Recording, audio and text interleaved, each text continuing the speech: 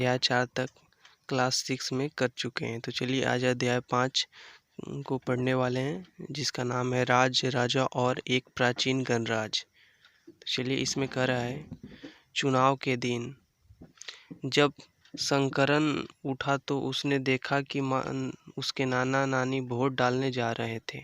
दरअसल वे चुनाव केंद्र पर सबसे पहले पहुंचना चाहते थे।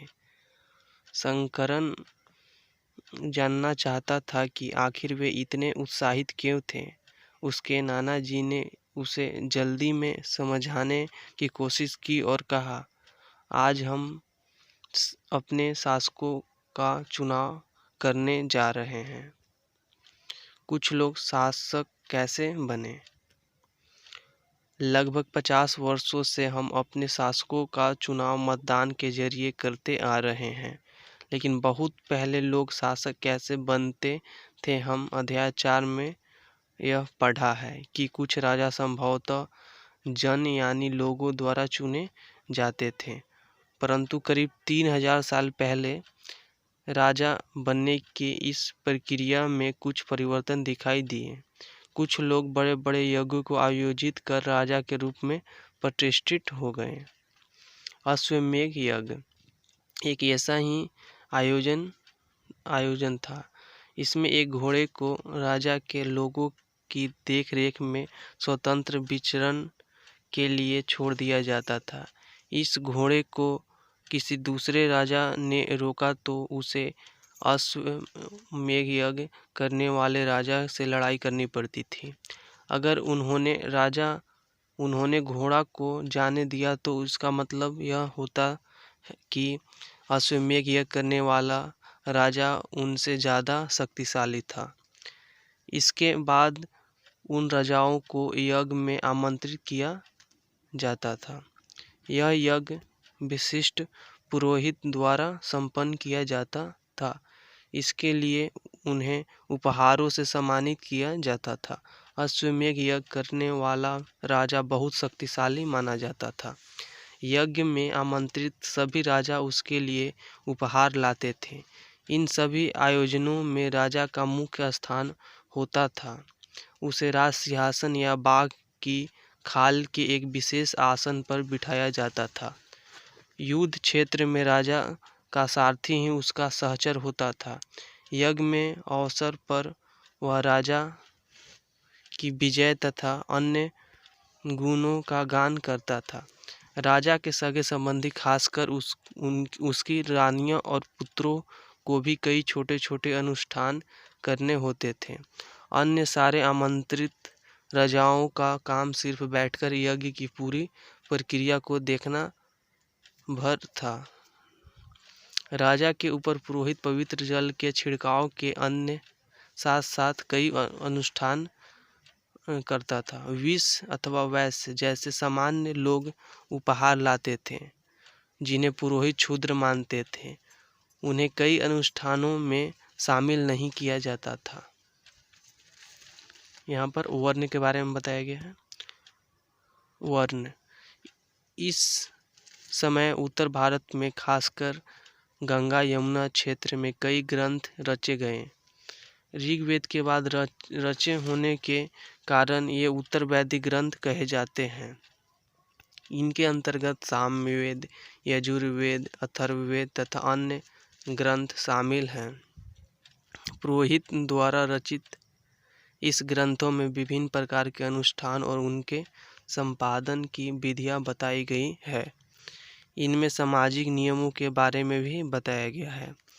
उस समय समाज में कई समूह थे, जिनमें पुरोहित, योद्धा, कृषक, पशुपालक, व्यापारी, शिल्पकार, श्रमिक, मछली पकड़ने वाले तथा जंगल में रहने वाले लोग शामिल थे।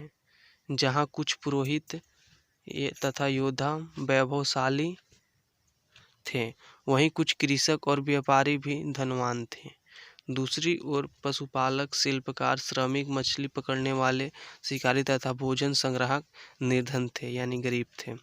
पुरोहित ने लोगों को 4 वर्गों में विभाजित किया, जिन्हें वर्ण कहते हैं। उनके अनुसार प्रत्येक वर्ण के अलग अलग कार्य निर्धारित थे। पहला वर्ण ब्राह्मणों का था। उनका काम वेदों का अध्ययन, अध्यापन और यज्ञ कराना था, जिनके लिए उन्हें उपहार मिलता था। दूसरा स्थान शासकों का था, जिन्हें क्षत्रिय कहा जाता था। उसका काम युद्ध करना और लोगों की रक्षा करना था। तीसरा स्थान पर विष या वैश्य थे। इनमें कृषक, पशुपालक और व्यापारी आते थे। क्षत्रिय और वैश्य दोनों ही यज्ञ कराने का अधिकार प्राप्त था। वर्णों में अंतिम स्थान शूद्र का था। इनका काम अन्य तीनों वर्णों की सेवा करना था। इन्हें कोई अनुष्ठान करने का अधिकार नहीं था। प्रायः औरतों को भी शूद्र के समान माना गया। महिलाओं तथा शूद्रों को वेदों के अध्ययन से का अधिकार नहीं था। पुरोहित के अनुसार सभी वर्ण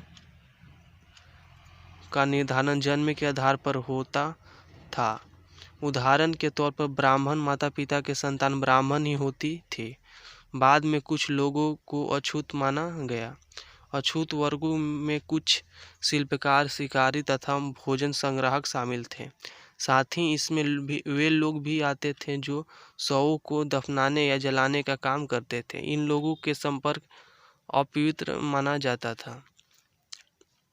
कई लोगों ने ब्राह्मणों द्वारा बनाई हुई इस वर्ण व्यवस्था को स्वीकार नहीं किया। कुछ राजा स्वयं को पुरोहित से श्रेष्ठ मानते थे। कुछ लोग जन्म के आधार पर वर्ण निर्धारण सही नहीं मानते थे। इसके अतिरिक्त कुछ लोग व्यवसाय के आधार पर लोगों के बीच भेदभाव उचित नहीं मानते थे, जबकि कुछ लोग चाहते थे कि अनुष्ठान संपन्न करने का अधिकार सबका हो। कई लोग ने छुआछूत की आलोचना की। इस उपमहाद्वीप के पूर्वोत्तर क्षेत्र में जैसे कि कई इलाके में सामाजिक आर्थिक असमानताएं बहुत कम थी। यहाँ पुरोहित का प्रभाव भी बहुत सीमित था। चित्रित धूसर पात्र। इस तरह के पात्रों में ज़्यादातर थालियाँ और कटोरियाँ ही मिली हैं। ये पात्र बहुत ही पतली सतह के, सुंदर और चिकने हैं। शायद इसका प्रयोग खास मौके पर महत्वपूर्ण लोगों के भोजन परोसने के लिए किया जाता था। जनपद। महायज्ञों को करने वाले राजा अब जन के राजा न होकर जनपदों का राजा माने जाते थे। जनपद का शाब्दिक अर्थ जन में बसने की जगह होता था। कुछ महत्वपूर्ण जनपद मानचित्र 4 पृष्ठ 49 में दिखाए गए हैं। पुरातत्वविदों ने इन जनपदों की कई बस्तियों की खुदाई की। दिल्ली में पुराना किला, उत्तर प्रदेश में मेरठ के पास हस्तिनापुर और एटा के पास अतिरंजखेड़ा में प्रमुख हैं। खुदाई से पता चलता है कि लोग झोपड़ी में रहते थे और मवेशियों तथा अन्य जानवरों को पालते थे। वे चावल, गेहूं, धान, जौ, चावल, गन्ना, तिल तथा सरसों जैसी फसलें उगाते थे। लोग मिट्टी के बर्तन भी बनाते थे। इसमें कुछ लाल रंग के होते थे। पुरास्थलों में कुछ विशेष प्रकार के बर्तन मिले हैं जिन्हें चित्रित धूसर पात्र के रूप में जाना जाता था। जैसे कि इनके नाम से ही स्पष्ट है, इन बर्तनों का चित्रकारी की गई है। ये आमतौर पर सरल रेखाओं तथा ज्यामितीय आकृति के रूप में हैं। महाजनपद। करीब 2500 साल पहले कुछ जनपद अधिक महत्वपूर्ण हो गए। इन्हें महाजनपद कहा जाने लगा। मानचित्र 4 में कुछ महाजनपदों को दिखाया गया है। अधिकतर महाजनपद की राजधानी एक होती थी। कई राजधानियों में किलेबंदी की गई थी, अर्थात इनके चारों ओर लकड़ी, ईंट, पत्थर की ऊंची दीवारें बनाई गई थी। ऐसा लगता है कि लोगों ने अन्य राजाओं के आक्रमण से डरकर अपनी सुरक्षा के लिए किलों का निर्माण किया। कुछ राजा अपनी राजधानी के चारों ओर विशाल, ऊंची और प्रभावशाली दीवार खड़ी कर अपनी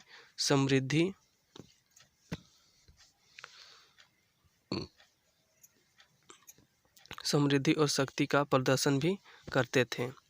इस तरह के किले के अंदर रहने वाले लोगों और उस क्षेत्र पर नियंत्रण रखना भी सरल हो जाता होगा। इस तरह की विशाल दीवार बनाने के लिए व्यापक योजना की आवश्यकता थी और लाखों की संख्या में ईंट तथा पत्थरों का इंतजाम करना पड़ता था। हजारों स्त्री पुरुषों तथा बच्चों ने इसके लिए अथक परिश्रम किया होगा। इसके लिए संसाधन की आवश्यकता पड़ती होगी। अब राजा सेना रखने लगे थे। सिपाहियों को नियंत्रण वेतन देकर पूरे साल रखा जाता था। कुछ भुगतान संभवतः आहत सिक्के के रूप में होता था। इन सिक्कों के बारे में तुम अध्ययन करोगे। कौशाम्बी के किले का दीवार यह चित्र आधुनिक उत्तर प्रदेश के इलाहाबाद के पास मिली है। ईंट की दीवार पर अवशेष है। इनके एक भाग का निर्माण संभवतः 2500 साल पहले हुआ था। कर टैक्स। महाजनपदों के राजा विशाल किले बनवाते थे और बड़ी सेना रखते थे, इसलिए उन्हें प्रचुर संसाधनों की आवश्यकता होती थी। इसके लिए उन्हें कर्मचारियों की भी आवश्यकता होती थी। अतः महाजनपदों के राजा लोगों द्वारा समय समय पर लाए गए उपहारों पर निर्भर न रहकर जब नियमित रूप से कर वसूलने लगे,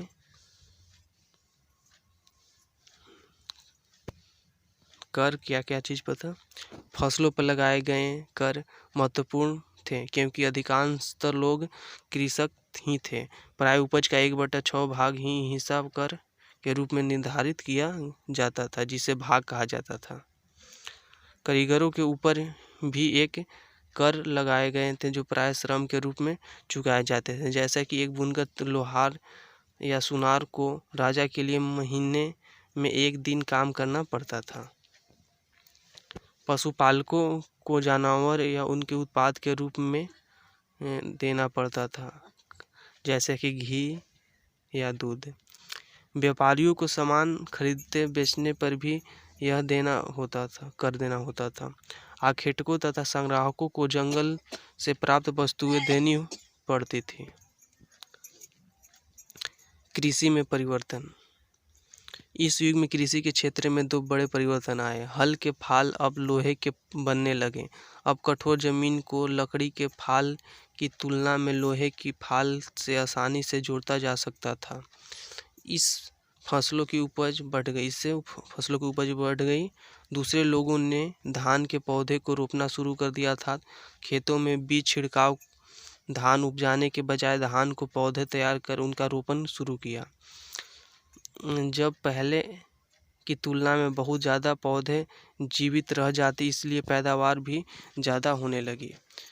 इसमें कमर तोड़ परिश्रम लगता था। ये काम ज़्यादातर दासी तथा भूमिहीन खेतिहर मजदूर कमकर करते थे। सूक्ष्म निरीक्षण। मगध। मानचित्र 4 में मगध ढूंढो। लगभग 200 साल पहले के मगध महत्वपूर्ण महाजनपद बन गया। गंगा और सोन जैसी नदियां मगध से होकर बहती थी। ये यातायात, जल वितरण, जमीन को उपजाऊ बनाने के लिए बहुत महत्वपूर्ण थी। मगध क्षेत्र। मगध का एक हिस्सा जंगलों से भरा था। इस जंगलों में रहने वाले हाथियों को पकड़कर और उन्हें प्रशिक्षित कर सेना में शामिल कर लिया जाता था। यही नहीं, जंगलों से घर, गाड़ियाँ तथा रथ बनाने के लिए लकड़ी मिलती थी। इसके अलावा इस क्षेत्र में लौह अयस्क की खदानें हैं। मजबूत औजार और हथियार बनाने के लिए ये बहुत उपयोगी थे। मगध में 2 बहुत शक्तिशाली शासक बिंबिसार और अजातशत्रु हुए। अन्य जनपदों को जीतने के लिए हर संभव साधन अपनाते थे। महाजनपद एक महत्वपूर्ण शासक थे। महापद्मनंद एक महत्वपूर्ण शासक थे। उन्होंने अपने नियंत्रण का क्षेत्र पर उपमहाद्वीप के उत्तर पश्चिम भाग तक फैला लिया था। बिहार में राजगीर, आधुनिक राजगीर, कई सालों तक मगध की राजधानी बनी रही। बाद में पाटलिपुत्र, आज पटना, को राजधानी बनाया गया। 2300 साल पहले से भी पहले की बात है। मैसेडोनिया का राजा सिकंदर विश्व विजय करना चाहता था। पूरी तरह सफल न होने पर भी यह मिस्र और पश्चिमी एशिया में कुछ राज्यों को जीतता हुआ भारतीय उपमहाद्वीप में ब्यास नदी के किनारे पहुंच गया। जब उसने मगध की ओर कूच करना चाहा तो उसके सिपाहियों ने इनकार कर दिया। वे इस बात से भयभीत थे कि भारत में शासकों के पास पैदल रथ और हाथी की बहुत बड़ी विशाल सेना थी। वज्जी वज्जी जैसा कि तुमने ऊपर पढ़ा, मगध एक शक्तिशाली राज्य बन गया था। उसके नज़दीक ही वज्जी राज्य था जिसकी राजधानी वैशाली बिहार थी। यहाँ एक अलग किस्म की शासन व्यवस्था थी जिसे गण या संघ कहते थे। देखिए, गण शब्द का प्रयोग कई सदस्यों वाले समूह के लिए किया जाता है। संघ अर्थात संगठन या सभा। गण या संघ में कई शासक होते थे। कभी कभी लोग एक साथ शासन करते थे जिसमें से प्रत्येक व्यक्ति राजा कहलाता था। ये सभी राजा विभिन्न अनुष्ठानों को एक साथ संपन्न करते थे। सभाओं में बैठकर ये बातचीत, बहस और वाद विवाद के जरिए तय करते थे कि क्या करना है और किस तरह करना है। शत्रुओं के आक्रमण से निपटने के लिए वे मिलकर चर्चाएं करते थे। स्त्री या दास तथा कामकर इन सभाओं में हिस्सा नहीं ले सकते थे। बुद्ध तथा महावीर, जिनके बारे में तुम अध्याय 6 में पढ़ोगे, दोनों ही गण या संघ से संबंधित थे। बौद्ध साहित्य में संघ के जीवन का बहुत ही सजीव वर्णन मिलता है। वज्जी संघ का यह वर्णन दीघ निकाय से लिया गया है। दीघ निकाय एक प्रसिद्ध बौद्ध ग्रंथ है जिससे बुद्ध के कई व्याख्यान दिए गए हैं। इन्हें करीब 2300 साल पहले लिखा गया था। दीघ निकाय बौद्ध ग्रंथ। अजातशत्रु और वज्जी संघ। अजातशत्रु वज्जी संघ पर आक्रमण करना चाहते थे। उन्होंने अपने मंत्री वस्कार को बुद्ध के पास सलाह के लिए भेजा। बुद्ध ने उससे पूछा कि क्या वज्जी सभाएं नियमित रूप से होती है तथा उसमें सभी सदस्य उपस्थित होते हैं। जब उन्हें पता चला कि ऐसा होता है तो उन्होंने कहा कि वज्जीवासी जब तक उन्नति करते रहेंगे, जब तक वे पूर्ण और नियमित सभाएं करते रहेंगे। दूसरा, आपस में मिलजुल कर काम करते रहेंगे। पारंपरिक नियमों का पालन करते रहेंगे, यानी बड़े का समान समर्थन और उनकी बातों को ध्यान देते रहेंगे। वज्जी महिलाओं के साथ जोर जबरदस्ती नहीं करेंगे और उनके बंधक नहीं बनाएंगे। शहरों तथा गांवों में चैत्य का रख रखाव करेंगे। विभिन्न मतवावलंबियों यानी संतों का सम्मान करेंगे और उन्हें आने या जाने का कोई रोक नहीं लगाएंगे। कई शक्तिशाली राजा इन संघों को जीतने चाहते थे। इनके बावजूद उनका राज्य अब से 1500 साल पहले तक चलता रहा। उसके बाद गुप्त शासकों ने गण और संघ पर विजय प्राप्त कर उन्हें अपने राज्य में शामिल कर लिया। इसके बारे में तुम अध्याय 10 में पढ़ोगे। अन्यत्र विदेश में, देखिए विदेश में यानी कि अपने एटलस की यूनान और एथेंस को ढूंढो। लगभग 2500 साल पहले एथेंस के लोगों ने एक शासन व्यवस्था की स्थापना की जिसे प्रजातंत्र या गणतंत्र कहते हैं। यह व्यवस्था 200 साल तक चली। इसमें 30 साल से ऊपर के उन सभी पुरुषों को पूर्ण नागरिकता प्राप्त थी जो दास नहीं थे। वहाँ एक सभा थी जो पूर्णतः महत्वपूर्ण विषयों पर निर्णय लेने के लिए साल भर में कम से कम 40 बार बुलाई जाती थी। इस सभा में सभी नागरिक भाग ले सकते थे। शासन के कई पदों पर नियुक्ति या लॉटरी द्वारा किया जाता था। सभी नागरिकों को सेना और नौसेना में अपनी सेवाएं देनी होती थी। औरतों और नागरिकों का दर्जा नहीं मिलता था। व्यापारियों तथा शिल्पकारों के रूप में एथेंस में रहने वाले और काम करने वाले बहुत से विदेशियों को भी नागरिक अधिकार नहीं मिले थे। एथेंस के खदानों, खेतों, घरों और कार्यशालाओं में काम कर रहे दासियों को भी नागरिक अधिकार नहीं मिले थे।